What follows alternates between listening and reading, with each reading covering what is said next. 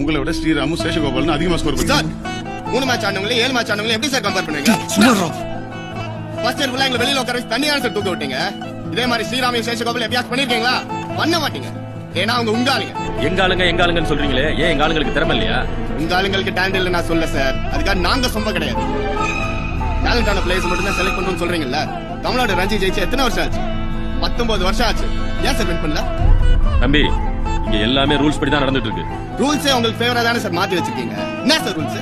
இது வரைக்கும் இந்தியன் டீமுக்கு செலக்ட் ஆன தமிழ்நாடு பிளேயர்ஸ் 16 பேர்ல இருந்து 2 பேரை தவிர மத்தவங்க எல்லாருமே உங்க ஆளுங்க தான். லாஸ்ட் 20 இயர்ஸா மத்தவங்க யாருமே செலக்ட் ஆகலையே சார். ஏன் சார்? உங்க பாலிடிக்ஸ் உங்க ஆளுங்களுக்கு மட்டும் தான் ஃபேவரா இருப்பீங்க. யார் வேணும் யார் வேணாம் முன்னாடியே டிசைட் பண்ணிட்டு தான் சார் டீமே செலக்ட் பண்றீங்க. மீறி இடம் கிடைச்சாலும் விளையாட விடுற மாதிரி விளையாட விட்டு பேருக்கு 1-2 மேட்ச் மட்டும் சான்ஸ் கொடுத்து வெளில அனுப்பிச்சிடுங்க. மனசாட்சி தொட்டு சொல்லுங்க சார். இவ்வளவு நாள்ல எங்கள்ல இருந்து ஒருத்தன் கூட சார் டாண்ட் இல்லாம போயிட்டா? நீங்க வச்சதான் ரூல்ஸ், நீங்க தான் செலக்டர்ஸ், உங்க ஆளுங்க மட்டும் தான் பிளேயர்ஸ்னா அப்ப எங்களை மாதிரி சாதாரண ஆளுங்களா என்ன பண்றதா?